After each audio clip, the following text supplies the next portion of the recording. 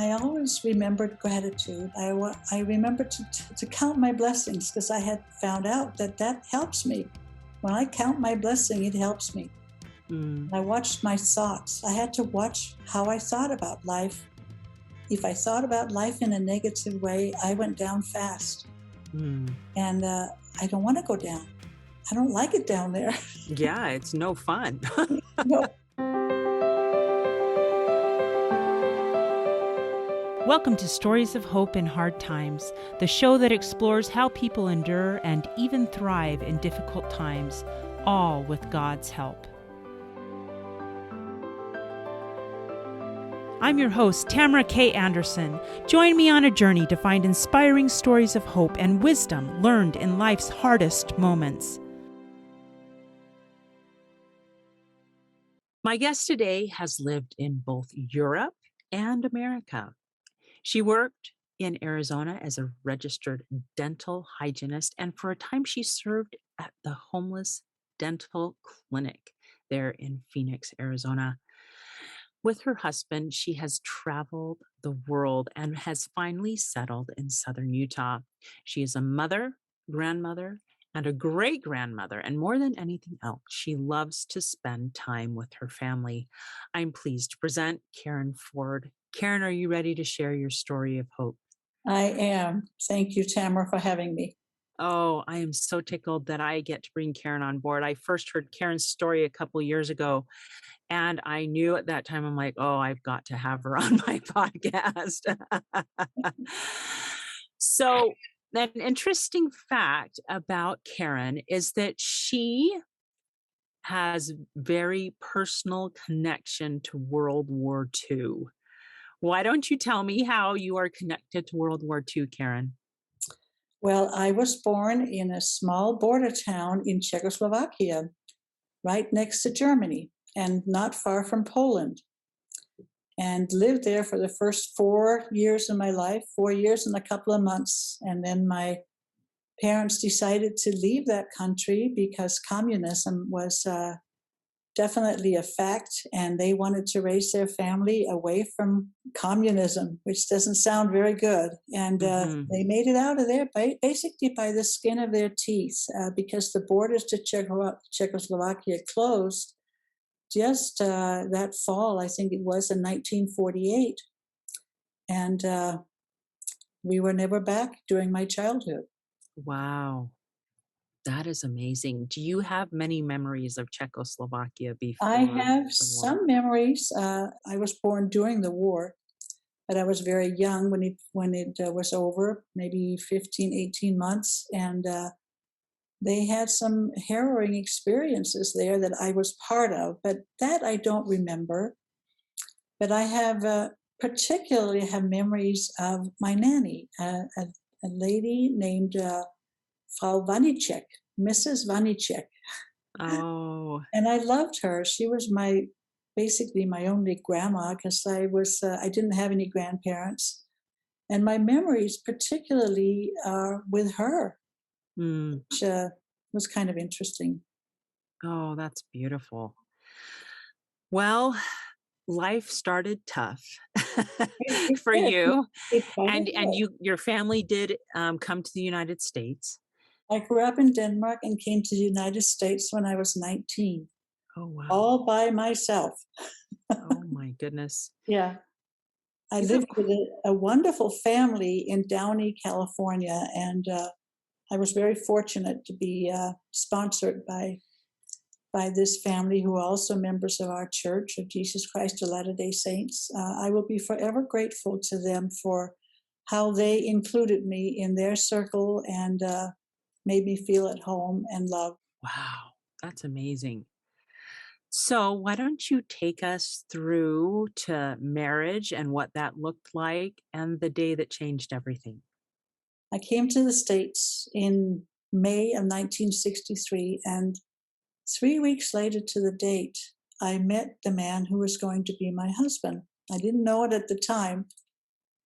We had been to Griffith Observatory for a young adult outing, and he joined us. We had only known each other about a month at that time. And he picked me up and swung me around as we were looking at all the stars of the universe. And he whispered into my ear, "I'm going to marry you."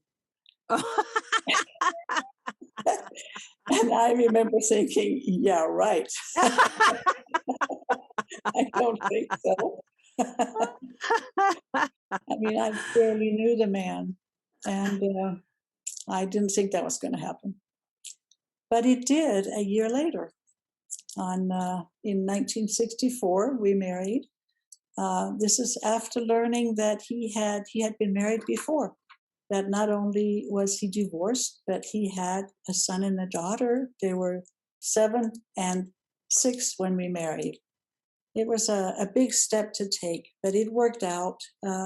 We had about 3 years before we started having our own children, and we had a good life. He was a good husband, and I became a dental hygienist after my second son was born. So here I had 4 children at home, and he was extremely supportive during that time, helped me through, talked me into it, as a matter of fact. We had 7 years after I graduated. My husband was a pilot when I met him. He was a fighter pilot in the Navy, decided to leave the Navy. And then he, of course, eventually wanted his own airplane. That was always his dream, to have his own airplane. We had some very nice trips, went to a lot of places as a family, took the kids skiing up in Arizona too, and in Utah and in Colorado, and went to California up to Mammoth and went skiing, and visited his family in Laguna Beach, flew into Newport Beach, and everything was well until one day it wasn't. Tell me about that day. My son, who was 15 at the time, he was going to go with the young men and young women on a trip to Lake Powell. The ward had planned an outing for the young men and young women in our ward. And Ken could not join the group the same day as they were leaving, so his father offered to fly him up. And we were going to go as a family on this trip. And then, because it was a Thursday that he was taking my son up, I would have to cancel my afternoon patients because that was the only day I worked. My 2 youngest were 4 and 6. My daughter was 6. My son was 4. In order to go up there as a family, I would have to cancel my patients for the afternoon. And I decided I didn't want to do that. And so I decided I'm going to stay home. At that, my son, John, who was 12, said, "Well, Mom, if you're not going, I'm not going." But the 2 little ones were so excited to go with their dad on this flight to take Ken up to Lake Powell. And my husband had made arrangements to meet with one of the leaders to come to the dock and pick up Ken. And well, that morning my children were always awake to say goodbye to me when I went to work, my little ones. That morning they slept in because it had gotten quite late the night before. Here I go to work anyway. I think about my family as I'm going. My husband's going to have a big day because he has to take kids to different places. The little ones had to go to a babysitter, and the other 2 had other places to go. So, and he still had to go to his office. I get to the office, the morning is going fine, and we come to the afternoon, and my 1 o'clock patient has canceled. And the doctor says canceled too. And as we were waiting for the next patients to come in, the whole afternoon cancels. Oh, this wow. has never happened before that everybody's schedule cancels. That hasn't happened. So he decides we're just going to close the office. And I get home, and because it was late the night before, I'm thinking all the way home, I'm thinking about this nap I'm going to take in a quiet house. I get home, the garage door opens, and there's my husband's car in the garage. So he hasn't left yet. He's still there. And I'm surprised because I expected him to be gone. But he was running a little bit late, and he asked me to go get the kids, the little ones, from the sitter. And I'm getting ready to say, that seems silly because you're literally going 5 minutes out of your way to get to Scottsdale Airport. And it's going to be a half hour round trip for me to get them.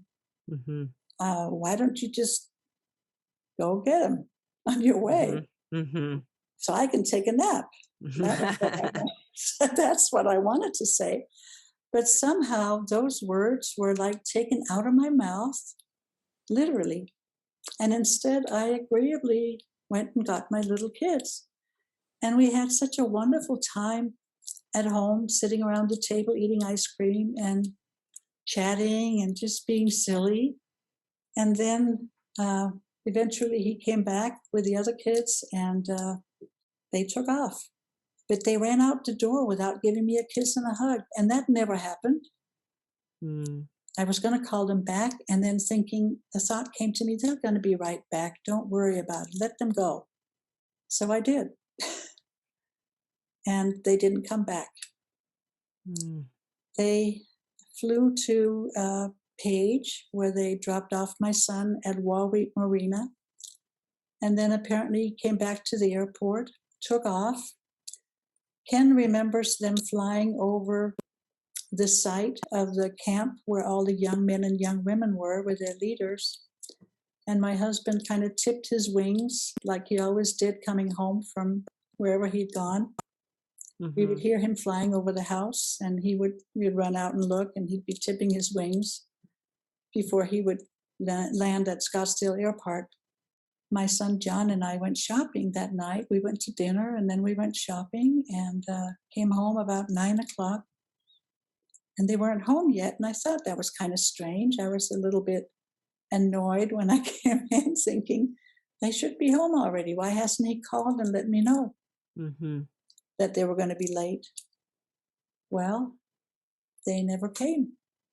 It was a very difficult night because I kept thinking he's going to call me. I knew somehow that he hasn't called. He was always good to call me and let me know when he was going to be late. So I knew eventually that there's a reason why he hasn't called. He can't call me. He must be down somewhere. And I'm just hoping that I'll hear from him.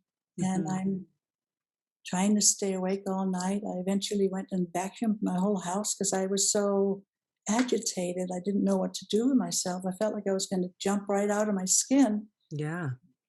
Because I was so worried. And then finally, about 2:00, I did lie down and woke up a couple of hours later, and I knew this is not good. And eventually called Scottsdale Airport, and they couldn't help me because apparently he hadn't filed a flight plan. So I eventually called somebody from our church that I knew was still home. He wasn't up at the lake. He was one of the counselors to the bishop. And then pretty soon my house filled with people, friends and friends from church and friends from the neighborhood. And they sent out search parties trying to look for them because nobody knew where they were. Right. And the last thing they had seen was flying over the camp. It was late afternoon by the time they located the plane. They had several planes out looking, and somebody had found the plane. And then 4 elders from our church walked into our house, and I could see them come through the windows. I was sitting in the living room by then, and I could see them come through the windows, and their heads were all bowed as they walked in, and I knew what I was going to hear. I remember as we were standing there and I'm listening to them, and I don't remember what they said.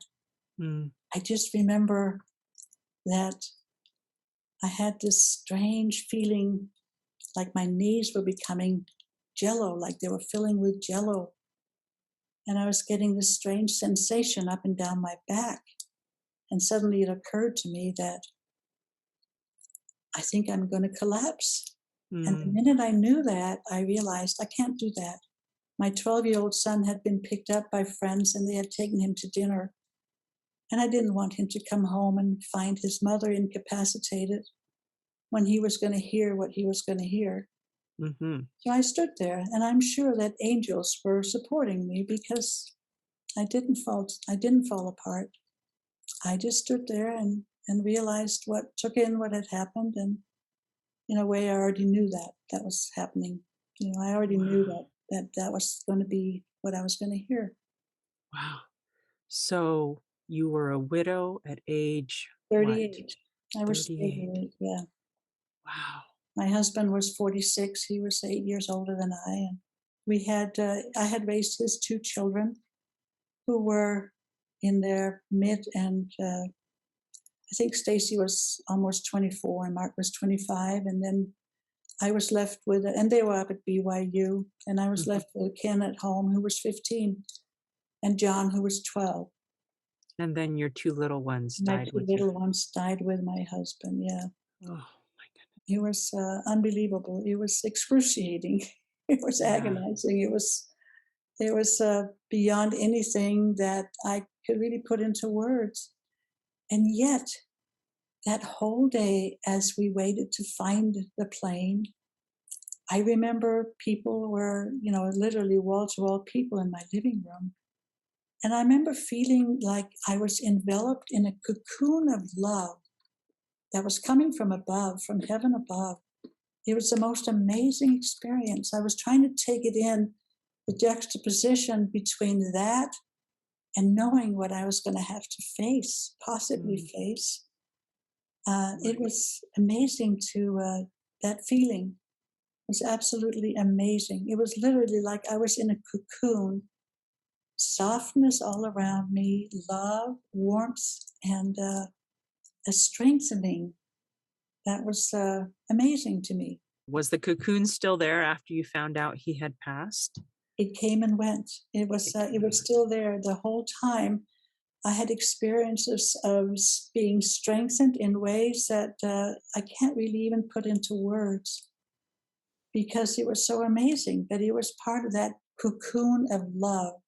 Mhm, Like I was enveloped by something much stronger than I, mhm. and that truly was there to support me and to sustain me through this. And it has been there throughout. There has been many, many difficult moments, but there's always been that too, the balm of Gilead Mm, that was there for me throughout. And even to the point where one time I remember I was sitting at the foot of my bed. My kids were not home; they were off somewhere, and I was alone. And it was like, how how can I be all alone? It's like in the twinkling of an eye, everything has changed, and here I mhm. am in my house on a Friday night alone. And I remember sitting at the foot of my bed, wondering how on earth I'm going to go on. And I feel as if my heart is being cupped between his hands. And I hear the words, I know how much this hurts, and I am so sorry. I'll never forget that because it was so strengthening and so sustaining. He truly did know because he's experienced everything that we've experienced. Mhm. And it gave me the strength to go on. Wow. My goodness. So, what are some of the lessons you learned while grieving? Well, one of the lessons I learned was I remember one time grief comes in waves. It's not constant, but when those waves hit, it's literally just taking you away. I mean, it's literally being pummeled in the surf. That's That's a what good description. it really is. You're just being pummeled in ways that I can't really, I don't have any other words for it besides being pummeled in the surf. I've been there. I lost my top one time. And, but it comes and goes. And when that comes, you really have to hang on tight. And I prayed through it. I studied scriptures through it, and all those things were strengthening to me. That one time I decided I'm just going to wallow in it this time. I'm not Mm, going to get out of bed this morning. yeah. I'm going to wallow in my misery. And then I found out, like about 2 o'clock in the afternoon, I thought, oh my gosh, I can't do this anymore. This is so much worse than trying to be strong and moving forward and thinking about all the things that I have that I can still be grateful for. Because when I counted my blessings, it made a difference in my life. Mm, Counting my blessings made me feel like I can do this. Oh, And yeah. being thankful to the Lord, I I felt like I can do this. When I thought about the help that I was getting, because I was always getting help, but just letting it go and wallow in my misery, that was not working. Definitely not working. I tried it one more time just because, and I As you decided felt like it. because I felt like it. That's right. And then I decided, no, that isn't going to work. That doesn't work for me because it only takes me to a place I don't want to be. You get to feeling so low and so vulnerable that, there were times where I thought, I could always take my life. Mm, But I decided that wasn't going to work either because my kids had already suffered enough. I didn't need to put them through that too. right. And I'm grateful for that. It was never really about suicide. It was more having that outlet. Well, if I can't handle it, I can go there. But I knew that Hmm. wasn't going to help me.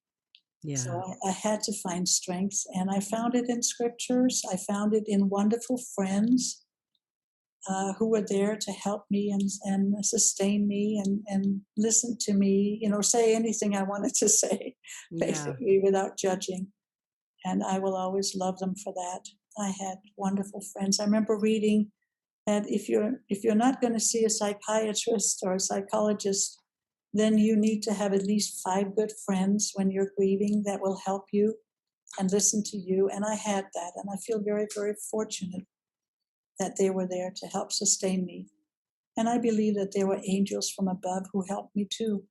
I felt the closeness to my Savior again and again. I know there were times where I felt like I'm like a 4-year-old and he's dragging me along and I'm kicking and screaming, but I can't do this. I've had enough. And he keeps telling me, "You can. I will lend you my strength, and you can." And I could because he did. He Mm. did lend me strength, and I'm so grateful for that. I don't know how people make it through tragedies if they don't have faith in a higher power, in Mm. our Father in heaven and Jesus Christ. I don't know how they make it through that. I don't think I could have if I hadn't had that already in my life. Wow. That's beautiful. I'm hearing prayer got you through, scriptures Scriptures connected got you me. to God, Absolutely. and then leaning on God for daily strength, and also having an army of good friends Yeah. to Yes. help and listen while you process the grief, and Absolutely. just supported you no matter, with Yes. perfect love. Absolutely. Absolutely. I remember thinking the one thing you can't do, you cannot let go of your faith. You have to hang on to your faith through this. This is going to be a test beyond any test you've had, and you've got to hang on to your faith. I just remember that. I don't know if it was my own thoughts or somebody else's, but it was definitely very clear. It's all I had left was Mm, my faith, literally. mm. Wow. I love that. You got to hang on to your faith. And I've talked about that before on the show, that often we hit rock bottom moments where it's almost like you're at a tipping point. Yeah, Almost like you're standing in the middle of a teeter-totter, and you can either tip absolutely. towards faith, or you can tip away from God because you're angry because Yeah, your husband and your kids died in a plane crash, right, right. and so it's a moment, a pivotal moment of Yes, decision. absolutely. Now, you shared that there was a quote that you read recently that has come to be even more meaningful to you. It says, "You can't wait until life isn't hard anymore before you decide to be happy." Right. That is the thing that when it happened, my sons were 12 and 15, and I thought they haven't even lived yet, and Mm, neither had the older children. They were still in their early mid 20s, and I thought I don't want this to take away their chances to be happy. I don't want this to affect them in a negative way. We have to find happiness. mm, And we try to do those things that would help us be happy. And I think it took a long time, but we have all, worked at being happy. We've all had our experiences in life, but we made the best of things. And life has been good in spite of that. That's the amazing part. There are times where I feel like I have to pinch myself. How can I be happy? Mm, But I am happy. hmm. Very Yeah. What were some of the things that you guys did to try to be happy after a devastating loss like that? well. My boys and I took the boat out. We had a boat. We used to go up to Lake Swirl or Lake Canyon or Canyon Lake and go water skiing. And I had never taken the boat out by myself before, but I learned to do that. And we would take friends along and we would just try to live our lives and do the things that were fun and invite people over, even though we felt like a broken down family. Because one day you're sitting at the dinner table with a lot of you, and all of a sudden there's only three. Mm, And we would sit and eat our dinners with tears streaming down our faces. But we had to go on. We just had to push through. And we would go to Laguna Beach where Grandpa and Grandma lived. And my parents would come from Denmark and visit. And we would just do things with friends. mm. And Does it get easier? oh, definitely. I do believe it does. I know people say you never get over it. I Hmm. don't think you get over it because it's always part of your history, but you get Yeah. through it.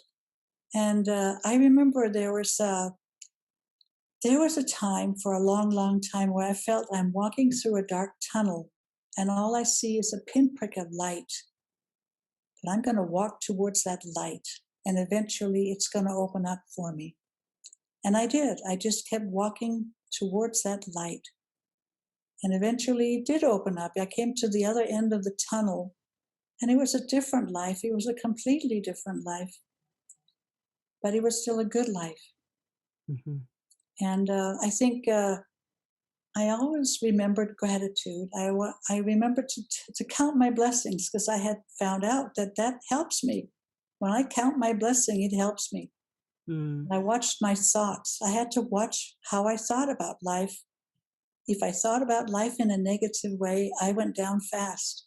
mm. And I don't want to go down. I don't like it down there. Yeah, it's no fun. No fun, it is no fun. So I don't want to be there. And I remember in my darkest moments, I always remembered I have not yet suffered like Christ has. He has suffered for each and every one of us.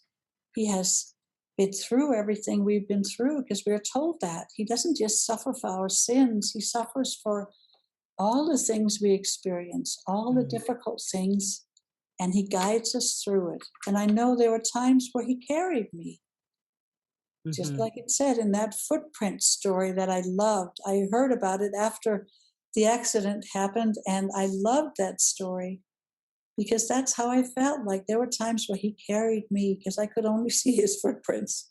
Mine Mhm. weren't there. Yeah. No, I completely I And completely agree. and those things buoyed me up. Those kept me going. Well, and I also love that you mentioned being grateful, especially with Thanksgiving being this month. I think it's so pertinent that we remember that gratitude can help us look on even the hardest days with a ray of sunshine. You know, it Absolutely. doesn't take the sorrow away, No. but it helps change our thoughts Yes. towards being positive. Yes. I know that psychologists have proven that if you even write down 3 things you're thankful for every day in a journal, that you will be more happy. Absolutely. It makes a huge difference. I remember Wow. coming across this saying, this was a couple of months after the accident. There were times where I felt like I'm hanging on a rope and I'm sliding down that rope Mm. and there's no bottom below me. Oh, wow. It was a quote by Franklin Roosevelt. When you get to the end of your rope, tie a knot in it and hang on. Well, when I saw that, I remember thinking, I'm going to tie that knot right here so that I can stand on that because really my faith had brought me along as it was. Mhm. But now that I had that knot on the rope, I knew that I'm not going to go down that precipice. it doesn't matter, there's nothing below me because I can stand on that knot. Mm. And that meant so much to me as I read that. Oh, that's But beautiful.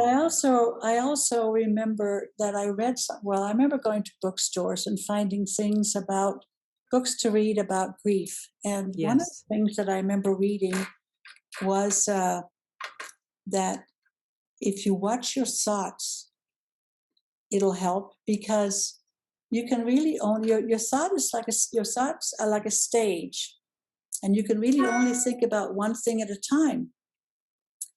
You can choose what thoughts you allow on that stage. Or if you have thoughts that take you down, dismiss them and Mm. choose good thoughts. And that made a difference. I could Wow. control what was on the stage in my mind. Because it's interesting how when you have a tragedy like that, it really, a loss consumes everything. It kind of has a life of its own. Mm-hmm. It's always there with you like a shadow for the longest time. Not anymore, but for the longest time. It was there like a shadow right behind me all the time, right beside me, sometimes ahead of me. It was all I could think about. Mm-hmm. And that makes things very difficult because you can't hold those thoughts all the time. You can't stand them. It's too much. Mm-hmm. To be It's too burdened. heavy. It's too heavy to carry. And as I learned to deal with that, and I just know that Christ was there to carry my thoughts, to carry me many times when I needed it. Mm-hmm. We're going to take a quick break, but when we get back, we'll have more lessons, tips, and things you can apply to your life. Stay tuned. Hey, my friends, are you looking for a meaningful Christmas gift this year? If so, you need look no further. I have a fantastic, sweet short story. I am so excited to share with you my new booklet. It's called A Broken Down Holiday. This is the story of a widowed young mother trying to travel home for the holidays soon after her husband dies and being stranded in the middle of nowhere. And some of the hard things that she experiences and some of the miracles that you wouldn't think were miracles that she had happen. But it is based on a true story that happened to my mother-in-law.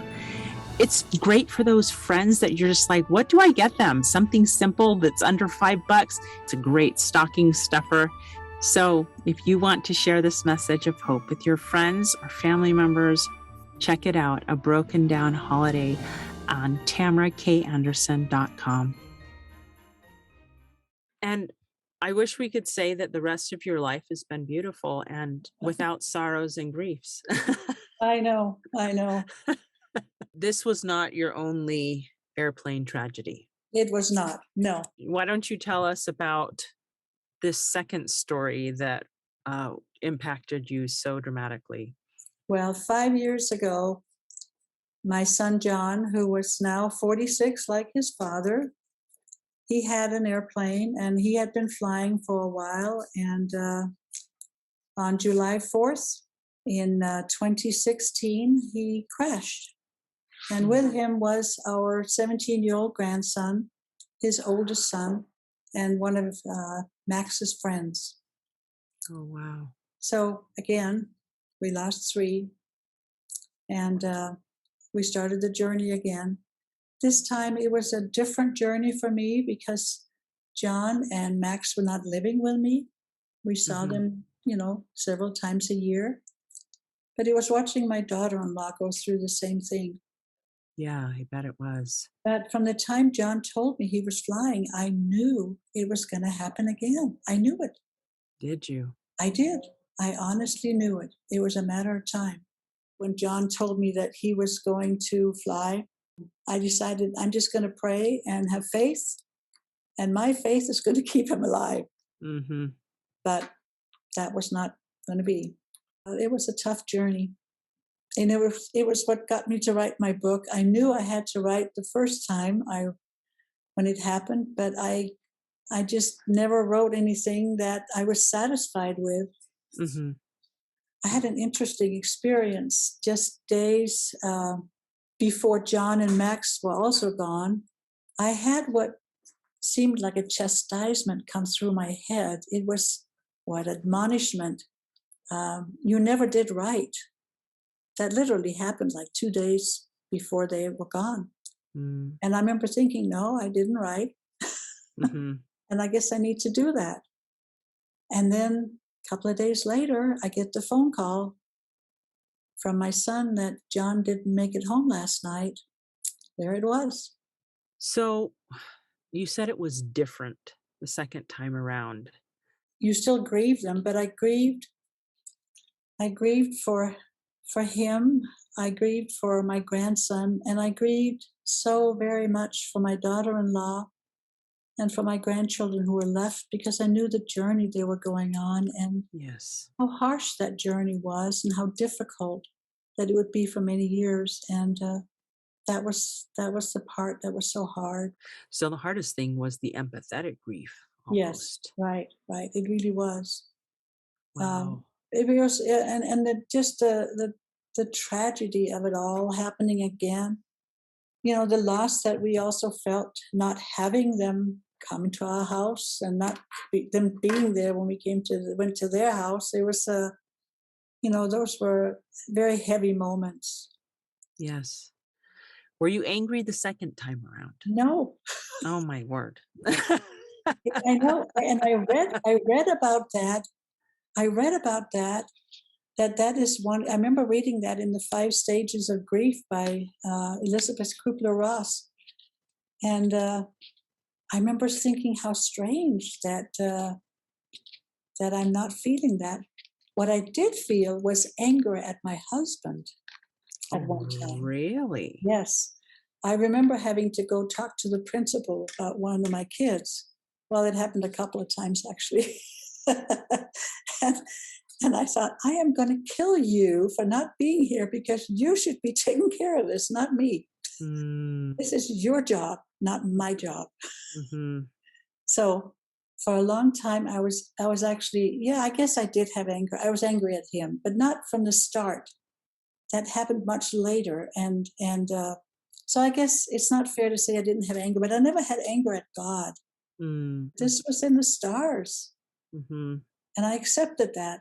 I think I accepted it through the atonement of Jesus Christ. I think He helped me accept it, Mhm. because there really isn't any way to get over something like this besides accepting it. I think I did not want to be angry. I don't like that feeling. It's not a pleasant feeling when you're angry. I just wanted to be happy. I've always wanted to be happy. That's been my goal in life, to have happiness in my life. And then to have this happen, I thought, well, we're going to have to find it anyway. There's Yeah. got to be a way. Find happiness anyway. Yeah, find it anyway. So the carrot you can dangle to people who are grieving at this point is happiness can and will come again eventually. If you want it, if you let, If you want it. if you let it. I think if you don't accept what has happened, because you really do have to accept it. You have to accept it on all levels. And if you don't do that, I read a lot of people, because I still love to read things about people who have had losses in their lives. Yes. And when I hear people say that you never get over it and they've suffered for years, I'm just not somebody who likes suffering. And that, I think, it continues if you don't handle it the right way. Yeah. If you stay in that suffering mode, which basically is what I really truly learned when I stayed in bed on those 2 occasions. It's like, Mhm. man, if I just want to be miserable, this is how you do it. Mm. I don't want to be miserable. So giving yourself limits to grief, saying, okay, I will feel miserable. Maybe I'm going to grieve this morning in my bed, but this afternoon I'm going to get out of bed and I'm going to move forward. Setting limits Yes. to the amount of time you allow yourself to grieve so that you can begin slowly moving forward with life and choosing happiness. Choosing happiness and choosing to go on and doing things that you've always done, or learning new things, just move forward. Don't stay in that loss, because when you do, it's just going to be misery. Mm. Yeah. I Mhm. remember after John and Max were gone, I remember we didn't find them for the longest time. They crashed in the ocean off the Oregon coast, and they were lost in the ocean, and they had divers out looking for them. My son happened to be one of those rescue divers. Oh, Uh, wow. there was his team and other teams who were out looking for them. I remember thinking about them lying on the ocean floor was not a very pleasant thought. And I would change my thoughts to thinking about where they were now, Mm. because I knew that they were in heaven, whatever Mhm. that means. And I don't know what that means. I don't know that any of us truly do. Right. But we know that there's another life there. Life doesn't end when we die. There's life beyond life. Mhm. And I thought about them getting involved in all this new stuff they had to learn in this new place that they were in, and thinking about them that way as opposed to having them lying on somewhere that we didn't know on the ocean floor was helpful for me, because I Yeah. remember thinking, when I think about them that way, I can almost be happy for them. We're Yes. the ones who are bad off. We're the ones who have to be without them. And my grandson even said that. He said, they're really the lucky ones, aren't they, Grandma? Oh. Yeah. He, he was, It's those of us who are left yeah, behind that exactly, struggle, right? exactly, right, yeah. So we have to kind of bring this all around to your happy ending. Tell us about the wonderful man you finally found and married. You're married again, right? I am. I have been married. It'll be 35 years this December. It was 4 years after I was widowed that I met my husband. And we were married 4.5 years to the date of the accident. Oh, wow. Yeah. And at the time, we thought, well, we can probably certainly have. You think you're old when you're 40, and you're not.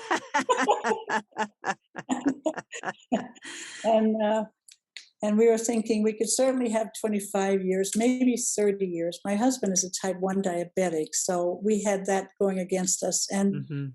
we thought 30 years for sure. After that, we're not sure. And here we are almost 35 years later, and that's pretty amazing. And life has not been without its ups and downs, but it has been a good life. We have blended our families, and it has been truly wonderful. And I'm so deeply grateful for that second chance of happiness, because I think when he came into my life, that's really when things started to change, really change.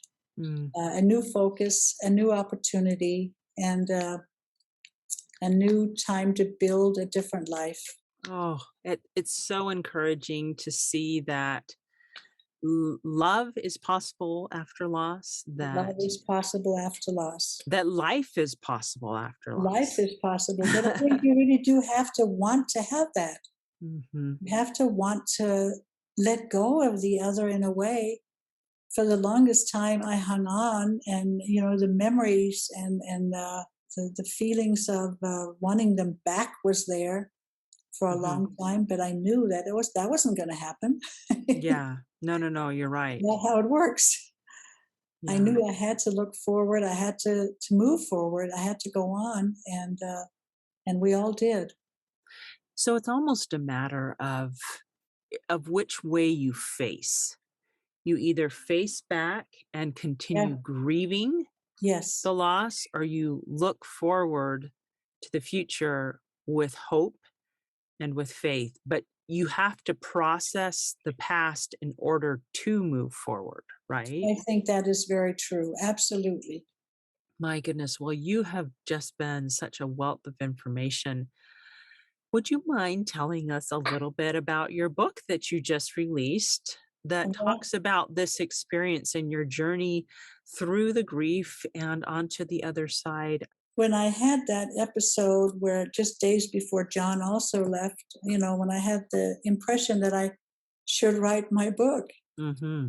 um, I knew after I heard that, when we knew that John and Max were gone, that I had no choice. I had to write the book.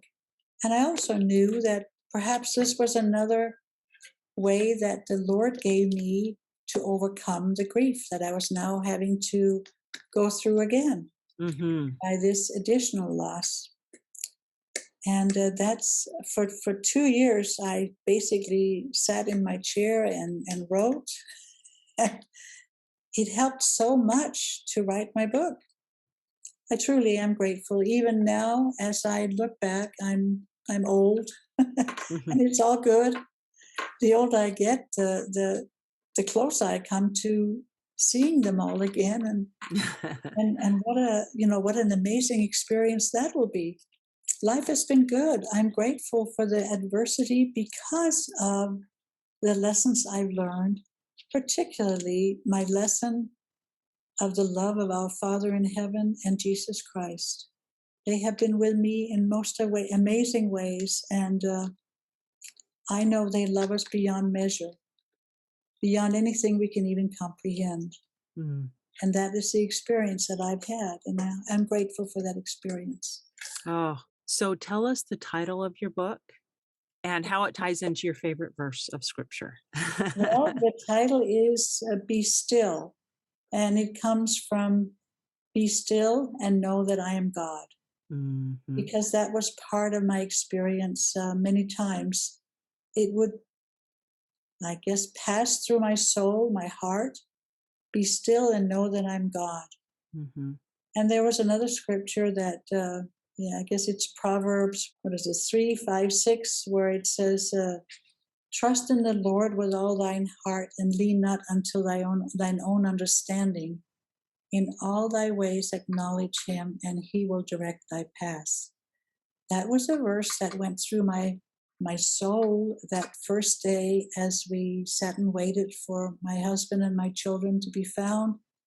It was going through again and again. I felt that impression of that scripture, and I clung to those words, and I knew that whatever you do, do not let go of your faith. It'll take you through this. And it has indeed done that very thing. Oh, well, you're such a great example of sticking to your faith, even through extreme moments of grief and sorrow and sadness. Another thing I noticed as you were talking about writing the book is that writing is a good way to help process grief. We talked earlier about how after your husband died, that you ended up processing a lot of the grief by talking to your earthly angels. Yes. And interesting how God gave you a different avenue to process the second set of grief when your son died through writing. And it seems like we have to process it either verbally or written, but somehow we have to process it. Absolutely. I think if you don't process it, you probably go crazy. Yeah, probably. I think you do. Oh my goodness. Now, a couple of resources, and then we'll get your contact information before we close. But you mentioned the book by Elizabeth Kubler-Ross on the 5 stages of grief being a good resource for you. Were there any other resources that you found particularly helpful as you processed grief? I remember coming across the book by C.S. Lewis. He lost his wife. I guess he was married late in life, and then they weren't married very long, and she passed away from cancer. And he wrote the book, A Grief Observed. I remember a friend came to my home a week after the accident, the first time. She had had an accident and lost 2 children, and she brought me a booklet by a former president of the church, Spencer W. Kimball. And that booklet is entitled Tragedy or Destiny. Now that book, that little booklet, it's only 11 pages long, was an amazing help to me right from the start because of the things I know. This is a book, of course, that talks about from a standpoint of the Church of Jesus Christ of Latter-day Saints. But it resonated with me. It helped me tremendously. I think that's the book that probably helped me not to feel anger at God, along with some of the other things that I experienced. To me, it explained, tragedy, is it a tragedy or was it their destiny? It was just an amazing little booklet. Oh, well, those are wonderful resources, and we will put those up in the show notes so that people can find copies of those as well. Now, before we close, there will be people out there who will resonate with you and your story, will want to buy your new book. Will you please tell us where we can buy your book, Be Still, and how we can connect with you on social media? Okay, the book is available on Amazon and also at Barnes & Noble. Wonderful. No, that's great. And we can find you on Facebook, right? On Facebook, yes, I'm on Facebook. So on Facebook as Karin L. Ford. Right.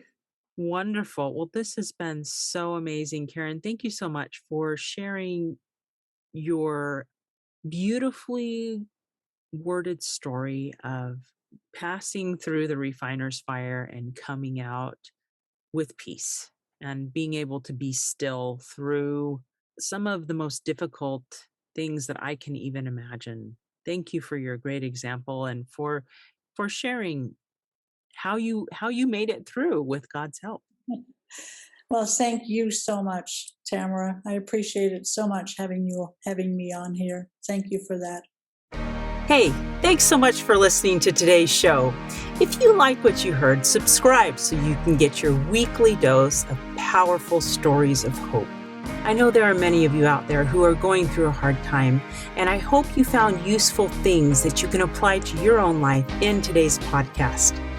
If you would like to access the show notes of today's show, please visit my website, storiesofhopepodcast.com. There you will find a summary of today's show, the transcript, and one of my favorite takeaways. If someone kept coming to mind during today's episode, perhaps that means that you should share this episode with them. Maybe there was a story shared or a quote or a scripture verse that they really, really need to hear. So go ahead and share this podcast.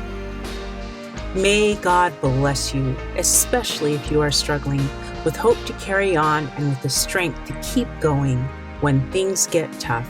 Remember to walk with Christ and He will help you bear the burden. And above all else, remember, God loves you.